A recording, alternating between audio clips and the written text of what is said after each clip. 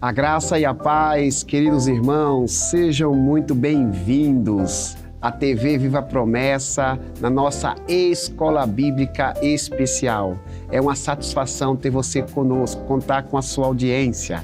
Estamos estudando nesse trimestre de estudos da Palavra de Deus, a lição sob tema Igreja em modo missão. Estamos falando sobre igreja todas as semanas, nos baseando nas cartas pastorais, cartas que Paulo escreveu aos seus discípulos Timóteo e Tito.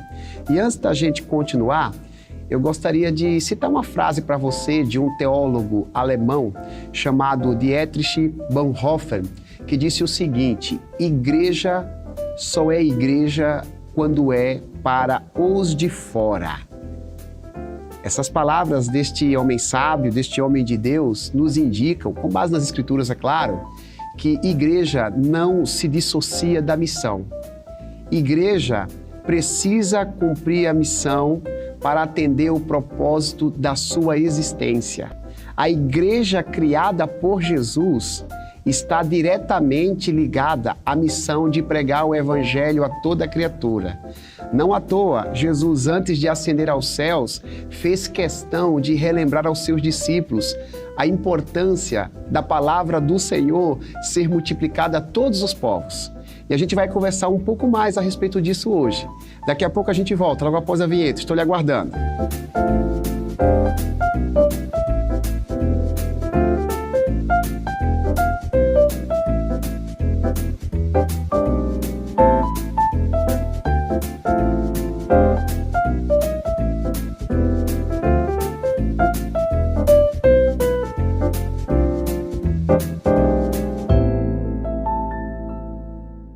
Voltamos, meus irmãos. Vamos estudar a palavra do Senhor, de Bíblia na mão, refletindo, coração aberto. O Espírito Santo está entre nós. Ele está aqui com a gente no estúdio, está aí com você, seja no trabalho, seja na sua casa.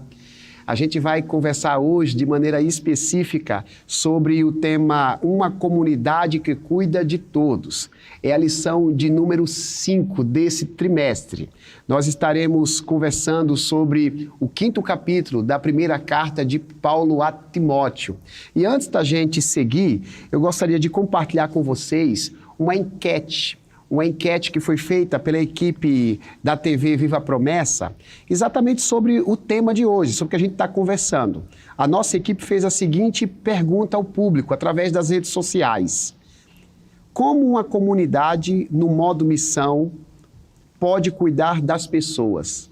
Desde já eu agradeço a vocês que responderam, a vocês que participaram dessa enquete. Evidentemente que muitas pessoas participaram, mas o tempo não permite que a gente possa mencionar o comentário de todos, mas separamos alguns. Por exemplo, o perfil do Dr. José Bento responde essa pergunta da seguinte maneira: fazendo um discipulado intencional, onde o discipulador tem o perfil parecido com o discípulo. Obrigado, Dr. José Bento. Temos também aqui o perfil do Gleidson Lohan, que responde da seguinte maneira: procurando uma necessidade, exemplo, uma cesta básica. Obrigado também pela sua colaboração. O perfil Oliveira Antunes respondeu o seguinte: sendo amáveis com todos e ajudando nas necessidades sempre que possível. O perfil Sueli HP disse o seguinte: o maior exemplo de cuidado é o amor na prática. Jesus disse: ama o teu próximo como a ti mesmo. E a Franciele Capelari respondeu da seguinte maneira: ensinando as pessoas a se importarem umas com as outras. A nossa escola bíblica é interativa. É muito importante que você esteja com a gente respondendo às enquetes. Nós temos inúmeras pessoas que participam conosco, deixando seus comentários no chat. Isso é muito importante para a gente. É muito precioso para nós saber o que você pensa sobre os temas que são abordados. E como eu disse agora há pouco, estamos numa lição refletindo sobre o cuidado que uma comunidade missional precisa ter. Uma igreja no modo missão, ela trabalha e nesse trabalho ela oferece cuidado a todas as pessoas que se achegam. Tem um texto bíblico básico aqui da nossa lição o capítulo 5, versículo 8 da primeira carta de Paulo a Timóteo, que diz o seguinte: aqueles que não cuidam dos seus, especialmente dos de sua própria família, negaram a fé e são piores que os descrentes. É o nosso versículo-chave. Nós temos, evidentemente, um contexto que vai ser abordado, temos muita coisa a aprender. E com esse intuito, a gente tem aqui conosco o pastor Eleilton Freitas. Muito obrigado, pastor. É uma satisfação recebê-lo novamente. Editor responsável pela nossa lição bíblica, está aqui participando com a gente, oferecendo sua presença. Seja muito bem-vindo, pastor. Desde já, eu quero deixar com você a responsabilidade de dar um parecer geral sobre a lição de hoje. Por favor. Amém. Paz do Senhor, pastor Wilbert. A paz do Senhor a todos aqueles que estão nos acompanhando, nesse momento, participando da Escola Bíblica Especial, que Deus dê um tempo abençoado para a gente, mais uma vez aqui, de estudo da lição da sua palavra, Bom, é uma série que a gente tem como base as cartas pastorais, como você bem apresentou no início, e quem está acompanhando, essa já é a 5ª lição da série, quem está acompanhando a série desde o início, está percebendo o esforço que nós temos feito aqui para ler as cartas pastorais na perspectiva da missão, entendendo que todas as orientações que Paulo deu para Timóteo e depois para Tito, quando chegar o momento de estudar Tito, são orientações de uma igreja que está em movimento, para uma igreja que está em movimento e está se estruturando, e ela está se estruturando por causa da missão e para a missão. Então, e aí dentro dessas orientações a gente está extraindo alguns princípios. E hoje tem um princípio interessante, com base nos capítulos 5 e 6 de 1 Timóteo, são 2 capítulos, os capítulos base da lição de hoje, o princípio de que uma igreja em modo missão é uma comunidade que cuida de todas as pessoas. É uma comunidade que uma das marcas dela, com certeza, é o amor, como foi inclusive mencionado em um dos comentários, de uma das pessoas que responderam a enquete que foi apresentada. Então, aliás, tem algumas outras questões que foram mencionadas nas respostas que, inclusive, coincidem com aquilo que nós vamos comentar à luz de 1 Timóteo 5 e 6 hoje. Bacana, pastor. A gente, evidentemente, tem o desafio de aplicar os princípios desta carta para a nossa realidade atual, porque a Bíblia, ela pode ser contextualizada em todas as épocas. Existem princípios e os princípios são eternos, aplicáveis a qualquer realidade local, mas é importante a gente conhecer o contexto, o contexto histórico, o pano de fundo, o que estava acontecendo. A gente já comentou em outras oportunidades que o apóstolo Paulo, ele havia comissionado Timóteo para ser responsável pela igreja de Éfeso. Uma das lições, Timóteo, inclusive, é orientado como ele procederia para formar novas lideranças ali na comunidade local. E parece que, nesse momento, Timóteo tem um desafio. Ele precisa gerenciar uma situação social, um problema social da comunidade. Porque a igreja, a gente trata com pessoas, obviamente. E todas as vezes que a gente lida com pessoas, a gente precisa entender. A gente vive num mundo onde as pessoas, elas batalham, elas lutam, elas têm suas crises. E cabe à igreja oferecer o suporte naquilo que está dentro dos seus limites para minimizar o sofrimento das pessoas. E a impressão que a gente tem é essa, que Timóteo ele tem um desafio de gerenciar algumas crises sociais, e Paulo, ele é usado pelo Espírito Santo para fornecer esse suporte. Você poderia comentar alguma coisa, pastor, nesse sentido? Que tipo de crise estava acontecendo e algumas abordagens que Paulo faz a respeito do assunto? Sim. Timóteo é deixado em Éfeso, acho que foi bem explorado aqui na primeira lição bíblica, a ideia de que haviam falsos mestres naquela igreja, ensinando o que não deveria ser ensinado. Então, Timóteo é deixado com essa missão, para admoestar esse pessoal a não ensinar outra doutrina. Só que Paulo tem a impressão que ele vai voltar rápido para Éfeso para encontrar-se com Timóteo, quando ele o deixa, Só que isso não acontece, ele acaba demorando muito mais do que ele havia planejado, E aí, por conta disso, nasce essa carta, porque Timóteo é um jovem pastor, não faz muito tempo que ele está em Éfeso, porque Faz pouco tempo que Paulo foi solto da sua prisão em Roma e deixou Timóteo ali em Éfeso, e ele tem que lidar com diversos grupos da igreja. Então parece que tem um problema relacionado às viúvas, que está acontecendo ali na cidade de Éfeso, na igreja de Éfeso. Me permita, pastor, muito parecido com o início da história da igreja em Atos, né? Exatamente. Atos capítulo 6, quando tem aquele problema com as viúvas, onde surge a ideia de instituição diaconal, né? É um primeiro problema, né? Um primeiro problema que surge na história da igreja tem a ver com a distribuição de alimento para a viúva. Você chega aqui em Éfeso, você tem, parece que, um problema similar acontecendo, né? O que mostra que os anos foram passando, e aqui, lá de Atos 6 até 1 Timóteo capítulo 5, no mínimo uns 20 anos já se passaram, né? E a igreja continua sendo uma igreja que tem essa preocupação social, né? De cuidar dos necessitados. Está surgindo problema exatamente porque ela tem esse ministério em atividade, né? Timóteo tem o desafio de lidar com presbíteros, né? Então, a gente não sabe se tem algum presbítero ali que estava em disciplina, algo desse tipo, mas nesse trecho, Paulo vai colocar orientações relacionadas a isso. Como corrigir um presbítero, né? Como corrigir um presbítero, né? Não deixa de ser algo bem delicado, né? Bem complicado. Timóteo é jovem ainda, né? Apesar de já ter aqui uns 30 e poucos anos, mas naquela cultura até 40 anos é jovem, né? É bom, né? Estamos no Ministério Jovem. Estamos no Ministério do Jovem. tempo de Éfeso.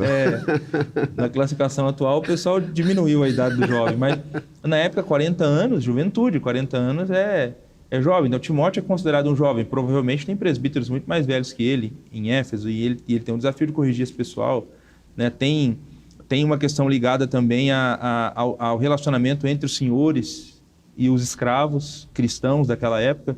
Haviam senhores de escravos cristãos, né, e escravos cristãos. Então, enfim, todas essas questões estão permeadas aqui nesses dois últimos capítulos. Ele vai voltar a falar dos hereges lá do capítulo 1, e agora aqui é interessante porque Paulo vai apresentar a motivação desses hereges. O que estava motivando esses caras a ensinarem o que eles estavam ensinando. Então, isso vai ficar claro quando a gente chegar no capítulo 6 de 1 Timóteo, né? Então, todas essas questões estão por trás aqui dessas instruções de hoje, dos capítulos 5 e 6. Bacana, pastor. Esse pano de fundo nos ajuda, né, para que nós possamos nos situar sobre aquilo que a gente vai conversar. E a gente sem nunca perder de foco aí a questão da igreja modo missão. Tudo que a gente está aprendendo nas cartas pastorais é para entender como estamos agindo como igreja e a importância de sermos uma igreja missionária, uma igreja voltada para a pregação da palavra.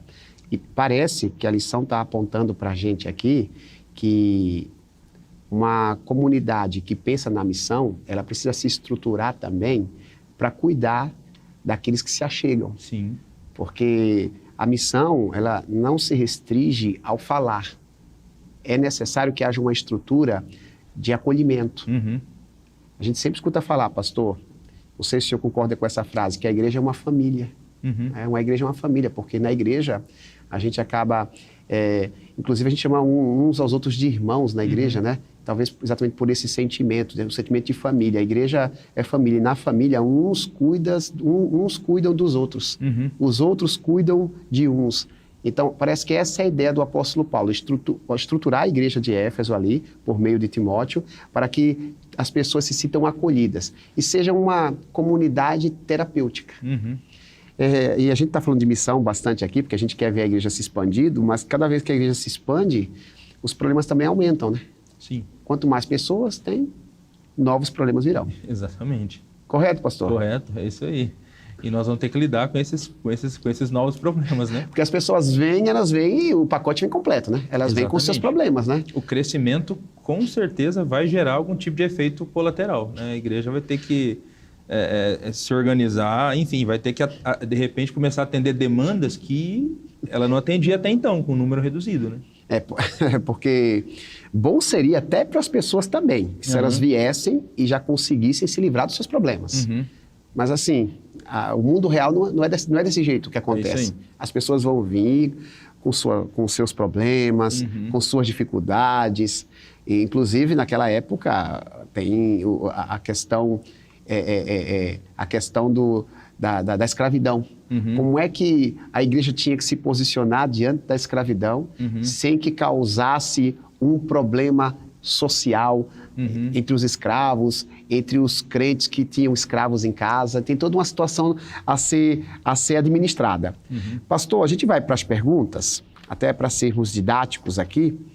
A primeira pergunta vai aparecer aqui debaixo da tela. Eu vou pedir para o pastor Eleilton fazer a leitura. Tem 2 versículos aqui na primeira carta de Paulo, capítulo 5, de Paulo a Timóteo, capítulo 5, versículo 1 e 2. Pastor, por favor, faça essa leitura, esses 2 versículos. E depois lê o 3 ao 8. Okay. A gente não vai ler todos os textos das próximas perguntas, mas para o pessoal de casa também se familiarizar e até ter contato com as escrituras, eu penso ser importante. Antes do senhor ler, pastor, diz assim a pergunta. Com base nesse texto, no comentário anterior, devemos responder o seguinte: qual o sino de Paulo nesse trecho bíblico sobre o trato com os diferentes membros da igreja, especialmente com as viúvas? Por favor. O texto diz assim: não sejas duro na repreensão ao idoso, mas exorta-o como a um pai, aos jovens como a irmãos, às mulheres idosas como a mães, às jovens como a irmãs com toda a pureza. Cuida das viúvas, de fato necessitadas. Mas se alguma viúva tiver filhos ou netos, eles devem aprender primeiro a praticar piedade para com a própria família e a retribuir a seus progenitores, pois isso é o que agrada a Deus. A viúva realmente necessitada e desamparada espera em Deus e persevera noite e dia em súplicas e orações. Mas é que só busca prazeres, embora esteja viva, na verdade está morta. Ordena essas coisas para que elas sejam irrepreensíveis. Mas se alguém não cuida dos seus, especialmente dos de sua família, tem negado a fé e é pior que um descrente. Opa, forte. Forte. Muito forte. Por favor, pastor, o problema lá em Éfeso é a questão do atendimento às viúvas. Que recomendação é essa que Paulo oferece ao seu jovem discípulo Timóteo? Explica para a gente, por favor. Ok. Antes de mais nada, é importante dizer, lendo esses 2 primeiros versículos aqui, que Paulo não é do tipo de líder que, que tem aquela posição, né, de tentar fazer vistas grossas para problemas que de repente surjam na igreja. Então ele pede para Timóteo, ele fala para Timóteo sobre admoestar aqui, né? Ele fala sobre admoestar, como nós vemos no capítulo 1. Não seja duro na repreensão ao idoso. Então, assim, há uma forma correta de repreender, né? Não é para ser áspero, né? Como você disse, a igreja, de fato, é como uma família. Veja, ele fala para tratar o irmão idoso e a irmã idosa como pai e mãe, para tratar os mais novos como irmãos. Então, assim, é para que os relacionamentos entre a igreja sejam relacionamentos familiares, mas ainda assim, mesmo em relacionamentos familiares, é para se falar a verdade quando for necessário.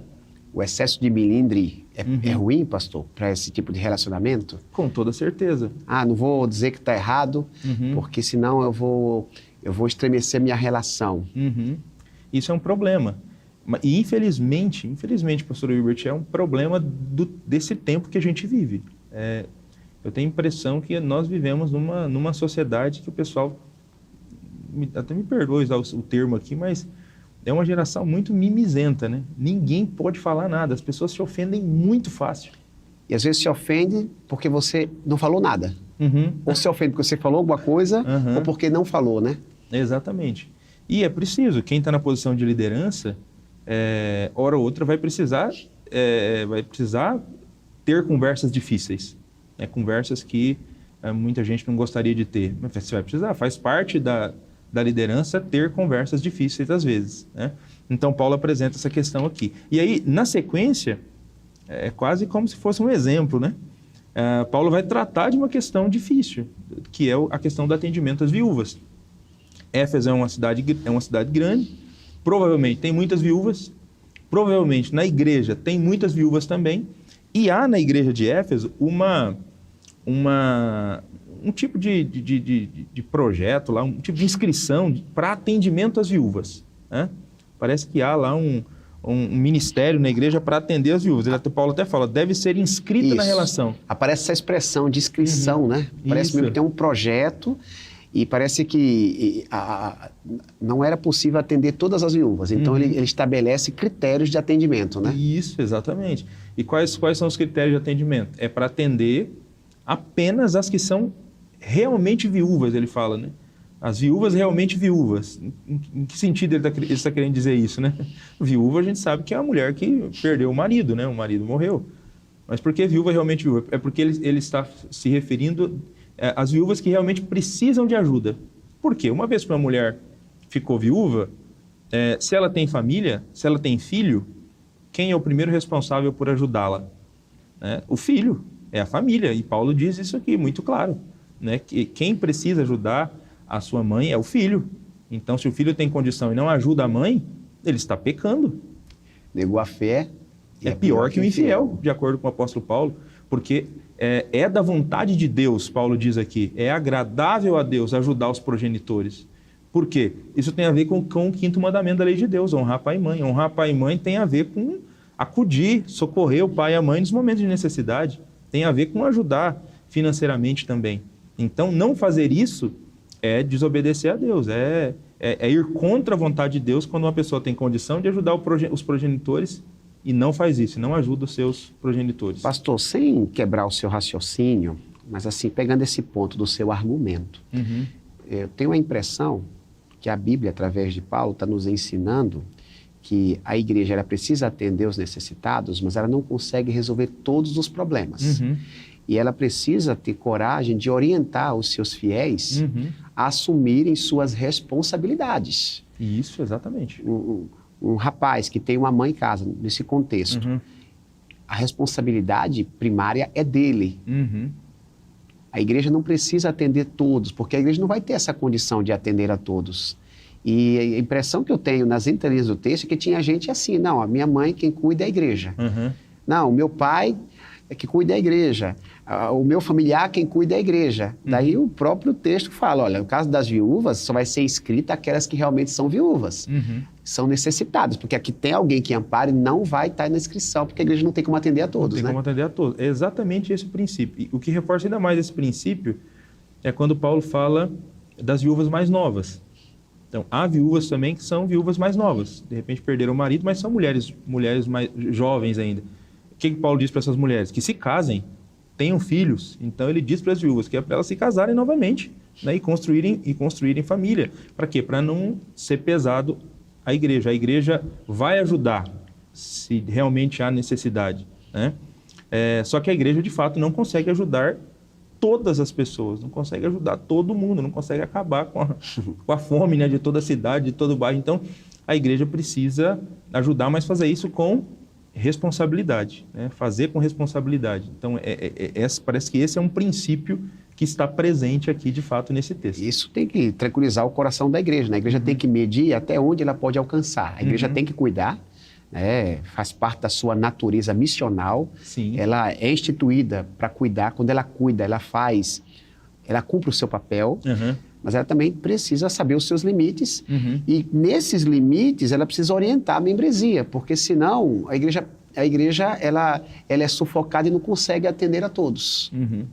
E não há milindre, né? Paulo diz para Timóteo, fale para o pessoal aí que as viúvas que têm parentes, elas estão sob a responsabilidade desses parentes. E Paulo, sem nenhum milindre, né? Voltamos a falar sobre isso, né? Ele faz essa admoestação. Exatamente. E é importante mencionar que Paulo cita aqui as viúvas, porque as viúvas são uma classe extremamente necessitada. Nós não temos previdência social aqui para atender essas mulheres, né? Uma vez que elas ficam viúvas, elas ficam realmente à mercê, né? E precisando de ajuda. Então, assim, se a gente for trazer para o nosso tempo, né?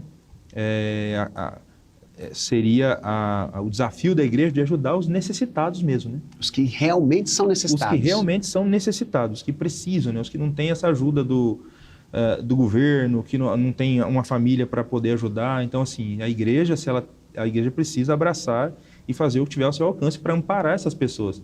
Inclusive, faz parte dos pontos lá da nossa confissão de fé, né, sobre o que uma igreja deve fazer. No livro doutrinal, né, nós temos lá amparar o necessitado como uma das marcas, né, dos aspectos da missão da igreja, né? Amparar o necessitado. Então a gente entende que esse é um desafio que a igreja precisa fazer. Precisa fazer com responsabilidade, mas precisa fazer. Ela foi chamada para cuidar e abraçar o necessitado. O Gruden que fala, né, no seu livro Teologia Sistemática, que uma das funções da igreja é praticar a misericórdia, né? Sim, exatamente. Ela o faz. Mas eu gostei da sua palavra, você falou assim, que a igreja faz com responsabilidade, né? A igreja certamente terá seus recursos, terá o seu alcance, mas ela precisa entender os seus limites. Por isso é importante ter esse gerenciamento, né? A igreja da missão, ela gerencia o atendimento e o acolhimento daqueles que precisam ser atendidos. Ela tem iniciativas na área da misericórdia, da compaixão, mas faz com responsabilidade. Perfeito, pastor. Segunda pergunta, a gente vai fazer a leitura aqui, vou fazer a leitura de 1 Timóteo, capítulo 5. Não lerei todo, eu vou focar aqui apenas alguns versículos. Capítulo 5, versículo 17. Eu vou me ater no versículo 17. Os presbíteros que lideram bem a igreja são dignos de dupla honra, especialmente aqueles cujo trabalho é a pregação e o ensino. Pastor Eleilton, com base no texto bíblico lido, com base nos comentários aqui da nossa lição, qual o significado de dupla honra nesse trecho? O que o texto diz sobre a função, a escolha e a disciplina dos presbíteros? Comente a recomendação de Paulo sobre a saúde de Timóteo. O texto vai até o versículo 25, mas por questão de tempo, eu me detive à primeira parte da pergunta, versículo 17, que fala de dupla honra. Aí depois, se precisar, a gente faz a leitura aqui, pastor. Fique à vontade. Então, ok. Bom, olhando aqui para 1 Timóteo 5,17, se você abriu a sua Bíblia ou acessou a sua Bíblia aí no seu smartphone para acompanhar a leitura que o pastor Wilbert fez, se você der uma olhada no versículo seguinte, você vai perceber que dupla honra está ligada também aqui à remuneração. Inclusive, algumas Bíblias até traduzem por dobrados honorários, né, o texto aqui. O que sugere para a gente que havia um grupo de presbíteros, já no primeiro século, que dedicavam-se integralmente à pregação e ao governo das igrejas. Porque o texto fala dos presbíteros que governam bem, especialmente os que se afadigam na palavra e no ensino. Então, os presbíteros foram chamados para isso, para governar e para ensinar a igreja, né? Administrar e ensinar. É o pastor que nós chamamos no nosso contexto, né? Então, já existia esse grupo de presbíteros que dedicavam-se integralmente ao governo da igreja, ao cuidado da igreja e ao ensino da igreja. Então, o texto fala que eles devem ser bem remunerados, né? Bem remunerados. E é óbvio, né? Alguns falam que essa dupla honra tem a ver também com respeito ou consideração, né? Pode ser aplicado também, mas não tem como desvincular também a ideia aqui de remuneração. De remuneração, né? Essa é uma questão importante, né? Se a igreja tem condições de remunerar bem os seus líderes, né? Ela deve fazê-lo, né? É uma orientação aqui da própria Escritura Sagrada, né? É legítimo, né? Uma igreja também, ela destinar parte dos seus recursos para poder sustentar pastores que trabalham integralmente para a obra. A igreja que cuida, ela cuida das viúvas, mas também honra os seus líderes, aqueles que vivem tão somente para a obra. É isso que a gente está aprendendo, né? Se a gente quer ser uma igreja para a missão, a gente não pode ter crise em relação a isso. A gente também pode ter, sim, os pastores trabalhando integralmente para a igreja que devem ser remunerados e terem suas dignidades atendidas. Exatamente. Quando fala de dobrados honorários ou quando a gente apresenta esse princípio, né, que eles têm que ser bem remunerados, ninguém está falando aqui de pagar a ponto de pastores se tornarem pessoas ricas, milionárias. Não é essa a ideia. Visando conforto. Não, exatamente, não é essa a ideia. A ideia é que eles têm que ter um valor que eles consigam viver de maneira digna. Isso aí. Eu acho que essa é a questão. Havia na igreja de Éfeso, e nós vamos falar ainda hoje, quando a gente for mencionar esses falsos mestres de novo aqui no capítulo 6, os caras que eles fizeram da piedade fonte de lucro. eles só visavam lucro. Eles visavam enriquecer por meio da fé. Aí quebra-se o princípio, né? Exatamente. Então, essa não é a ideia. O presbítero o pastor, né, que está no ministério visando apenas a questão financeira, né, desejando ou procurando ficar rico por meio da fé, isso aí está completamente fora e equivocado. Nem passa nas qualidades de pastor. O pastor não pode ser avarento, né, pastor Lívio? Exatamente. nem passa nas qualidades. Então, aqui é o seguinte, ele precisa receber de maneira digna para poder sobreviver, sustentar de maneira digna a sua família. O texto fala, para que não se aceite acusação contra um presbítero, a não ser com 2 ou 3 testemunhas, a ideia é que, para não aceitar tão facilmente quando alguém levanta uma acusação contra um presbítero ou contra um líder, né? Essa questão precisa ser investigada, né? Precisa ser apurada. Então, não é a ideia assim, é não aceitar de pronto, né? E já acusar o presbítero ou o líder, né? Ele não pode ficar à mercê de qualquer pessoa que, de repente, levanta uma história contra ele. Até porque, passou licença, sim. Até porque o líder, ele está sujeito a oposição, sim. Ele está sujeito à difamação, à calúnia. Exatamente. Então, Nem todo mundo vai gostar da maneira como ele conduz, né? Exatamente. Mas assim, Paulo não está dizendo que precisa, me permita usar essa expressão, passar pano em um possível erro de um presbítero, né? Se o presbítero errou, ele precisa ser corrigido para que sua conduta seja... ela seja digna de quem está à frente do rebanho. Exatamente. Mas isso tem que ser feito de maneira respeitosa e de maneira justa. Justa, isso aí. É por isso que Paulo fala, 2 ou 3 testemunhas. Isso é, a acusação tem que ser provada, tem que ter fundamento.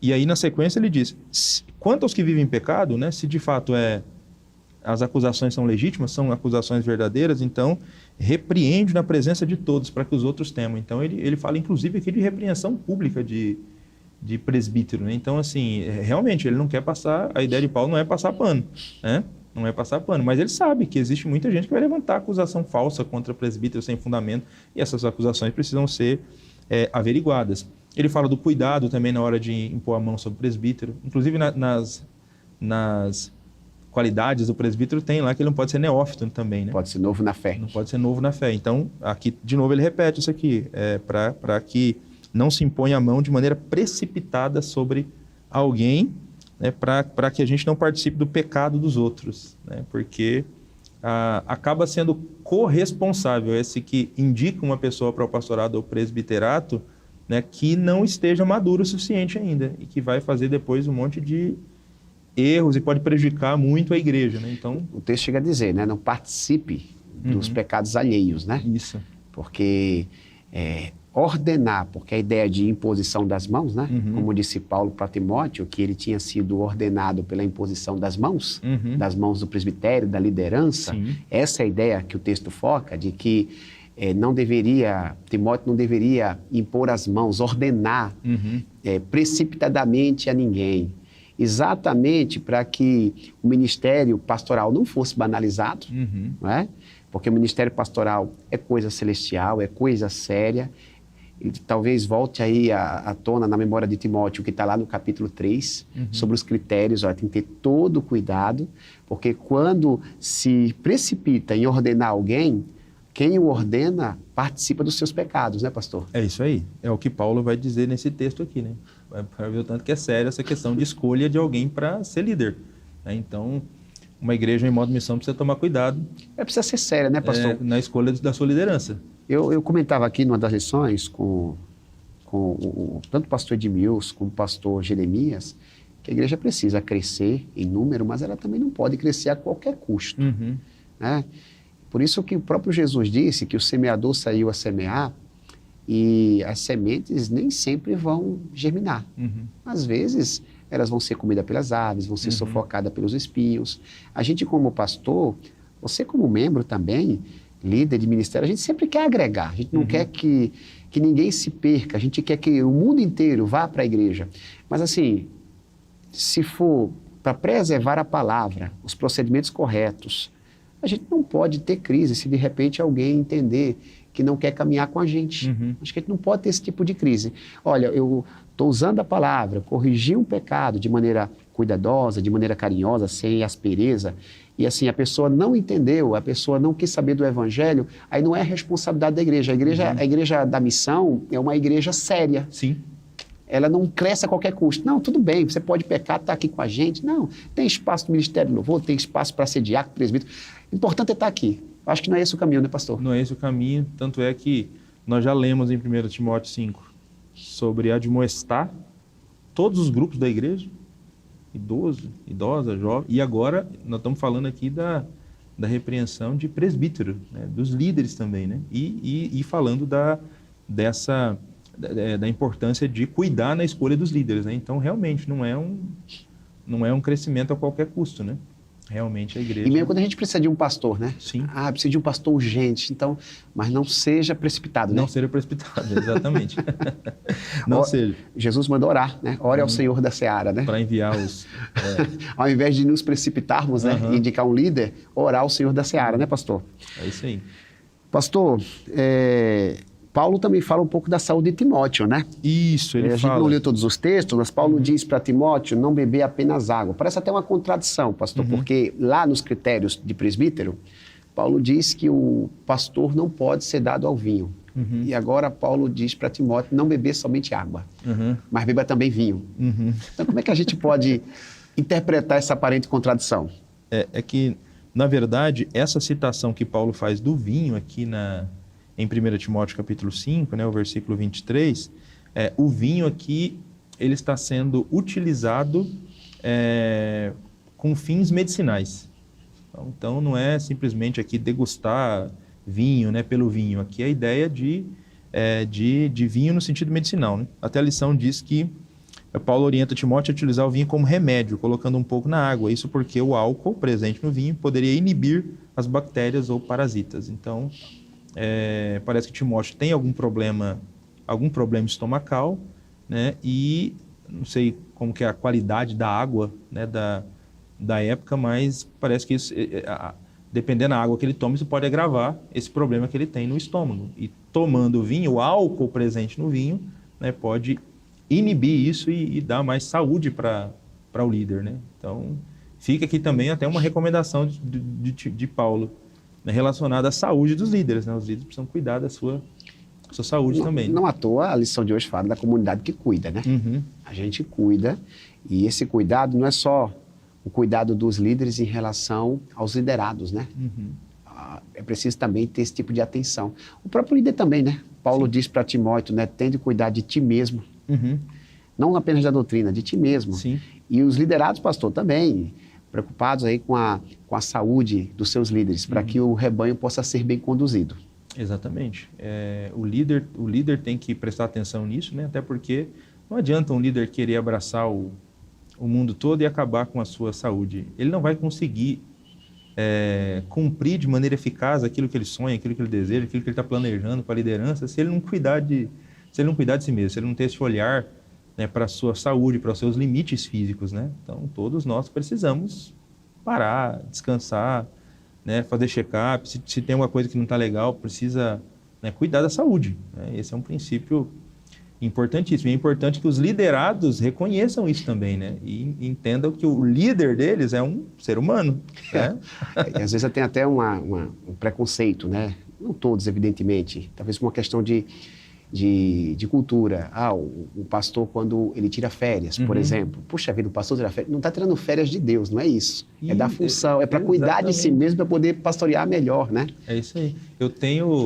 Eu já tive colegas assim de ministério que eles até evitavam usar a palavra férias, né? Porque pode não pegar bem e tal, de tanto que o negócio não dá para entender, né? Porque... É um milímetro, mas assim, é para o bem do pastor, né? Sim, e da própria igreja. Também, porque se o pastor adoecer, ele não vai conseguir exercer seu ministério com excelência. Exatamente. E assim, às vezes não entendem, né?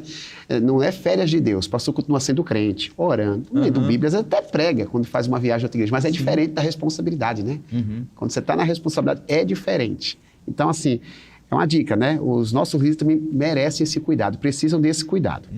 Pastor, a terceira pergunta já nos instiga a explorar o capítulo 6, ela pode se tornar polêmica se não for bem compreendida, né? O capítulo 6, versículo 1 e 2, Paulo fala sobre a relação entre os senhores e os escravos, que era uma questão social da época, né? E o texto diz assim: todos os que estão sob o jugo da escravidão devem considerar seus senhores como dignos de todo respeito, para que o nome de Deus e o nosso ensino não sejam blasfemados. Os que têm senhores crentes não devem ter por eles menos respeito pelo fato de serem irmãos. Ao contrário, devem servi-lo ainda melhor, porque os que se beneficiam do seu serviço são fiéis e amados. Ensine e recomende estas coisas. Pastor, a pergunta é a seguinte: o que podemos aprender neste trecho sobre relacionamento entre servos e senhores?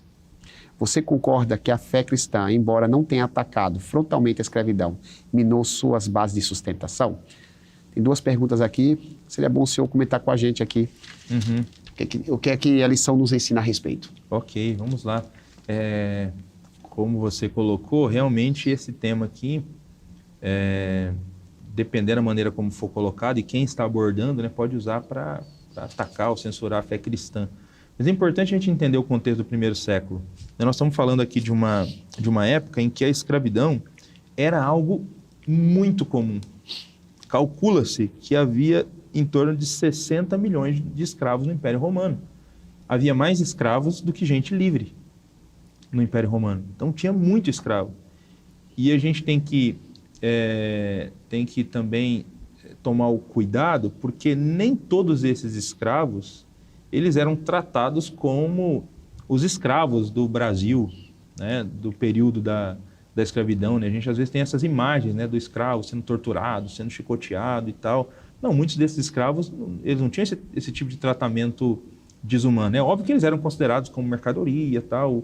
O seu senhor podia castigá-lo, mas não era o que acontecia com a maioria, né, desses escravos. Tinham muitos escravos aqui que eram prisioneiros de guerra, né, era gente que era estudada e era bem tratado. E por que o cristianismo não atacou de frente? Né? Seria, talvez, aqui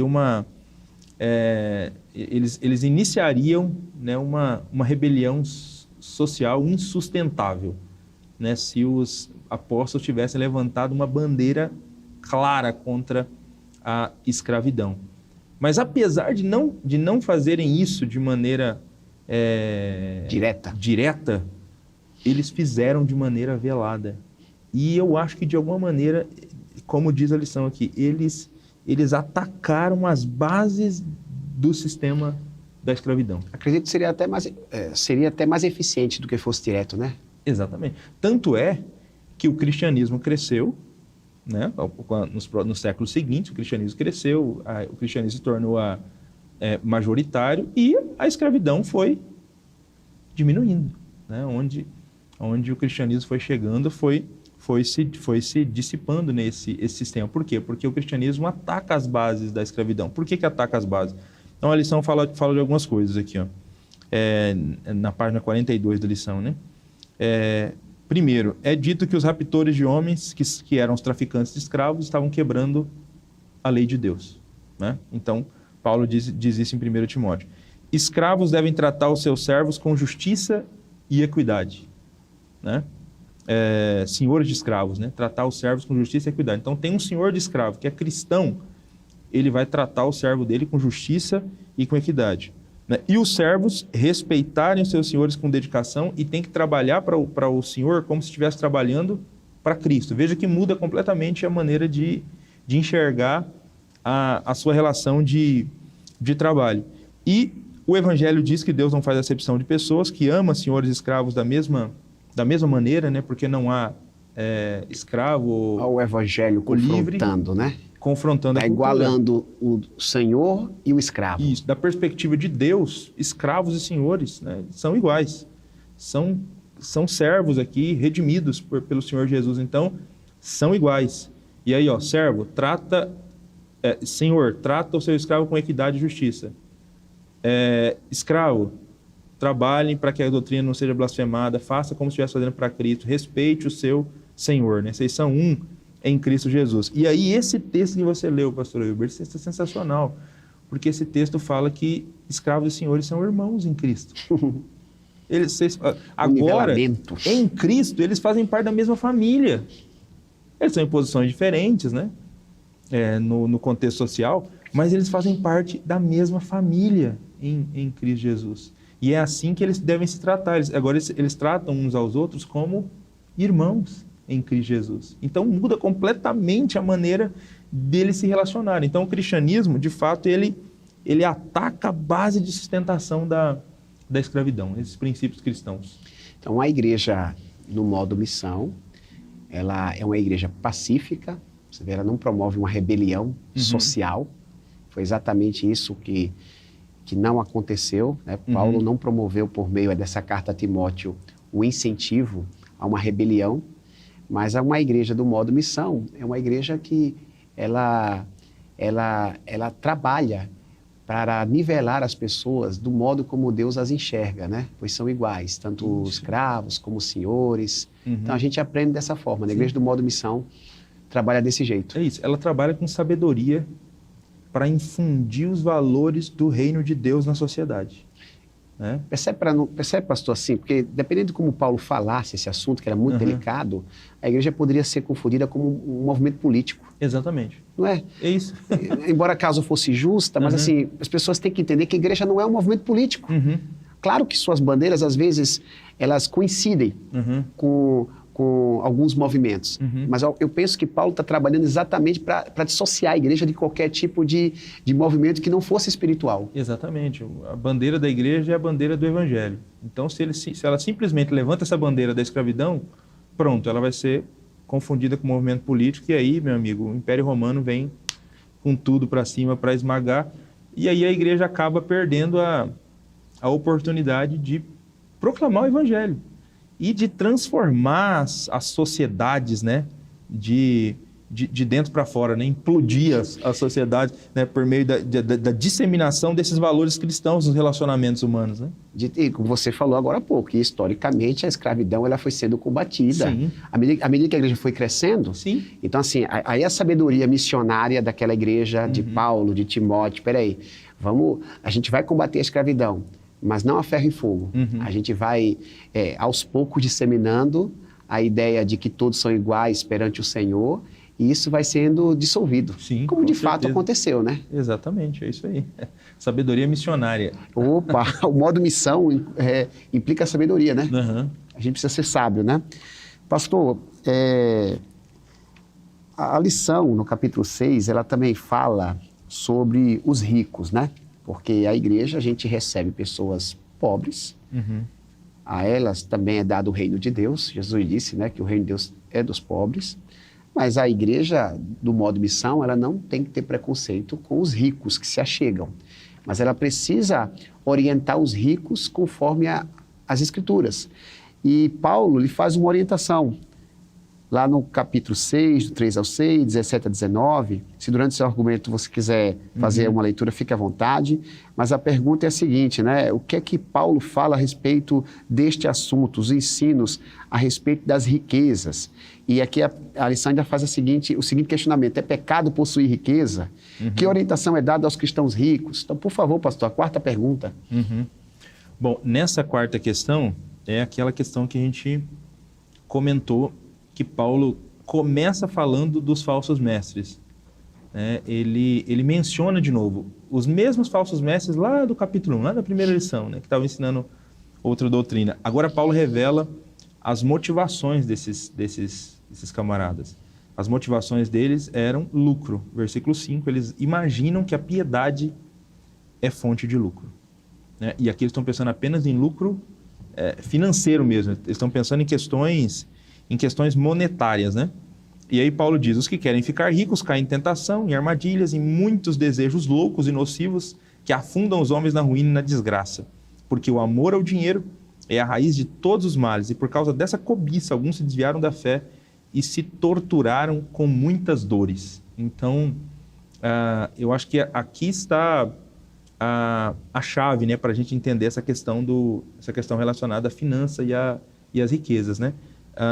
É o amor ao dinheiro que é a raiz de todos os males. Por que esses caras estão em pecado? Por que esses caras são orgulhosos, arrogantes? Por que estão ensinando doutrina errada e não estão nem aí com a vontade de Deus? Porque o que motiva esses caras é o dinheiro, é o amor ao dinheiro. Então, em nome do amor ao dinheiro, em nome de querer ficar rico, eles estão cometendo um monte de pecados, né? Porque eles elegeram o dinheiro como seu Deus. E aí é sempre um perigo, né? É sempre um perigo quando a gente coloca o dinheiro como Deus, quando a gente coloca Mamon como o Senhor no nosso coração. Se torna um ídolo, né? Se torna um ídolo, exatamente. Então, aí Paulo continua a sua orientação. E aí chega no versículo 17 e ele diz: ordena aos ricos desse mundo que não sejam orgulhosos, não ponham esperança na incerteza das riquezas, mas em Deus, que nos concede amplamente todas as coisas para dela desfrutarmos, que pratiquem o bem e se enriqueçam com boas obras e sejam solidários e generosos. Por que Paulo diz isso aqui para Timóteo? Porque na igreja em Éfeso, Éfeso é uma importante cidade, como nós lemos aqui, em Éfeso há inclusive senhores de escravos, então assim, tem gente rica em Éfeso, tem irmãos ricos em Éfeso, então ser rico em si mesmo não é um problema, não é pecado, né, ter riquezas. O pecado é fazer da riqueza o seu Deus, é você colocar a sua confiança nas riquezas. E Paulo diz, fala para os ricos não fazerem isso, fala para os ricos não colocarem a esperança deles na incerteza das riquezas. É depositar a sua esperança em algo que não se sustenta, né? Que é frágil demais, que é a riqueza. De uma hora para outra você pode perder o seu patrimônio. Né? Vide Jó. Exatamente, vide Jó que perdeu tudo que tinha. Então, assim, não coloque a esperança nisso. Mas tem cristão rico lá na igreja de Éfeso. E Paulo diz para os cristãos ricos que Deus deu riqueza para a gente. Por que ele deu riqueza para a gente? Por que ele dá riqueza para algumas pessoas? Para delas desfrutarmos. Então, não é pecado também uma pessoa que tem riqueza desfrutar, né, das riquezas que Deus lhe deu com responsabilidade, mas que ele não se esqueça de praticar o bem e se enriquecer com boas obras, ser solidário e generoso. Então, ele é um cristão. Se tem cristãos nos ouvindo aqui que são ricos, né, cristãos ricos, é um cristão, é um discípulo do Senhor Jesus. Então, Deus não deu riquezas para você à toa. Deus não deu riquezas para quem é rico à toa. Então, ele desafia esses cristãos aqui a serem solidários e generosos, né, a praticarem o bem, a investirem inclusive na missão. Deles o Senhor espera mais do que diz respeito a investimento, por uma questão lógica. Os dízimos serão mais abastados, Sim. As ofertas serão mais robustas. A riqueza dada por Deus é intencional. É intencional, com certeza. E Paulo chega a dizer, com isso acumularão um bom tesouro para si mesmos, um bom fundamento para o futuro, para que possam alcançar a verdadeira vida.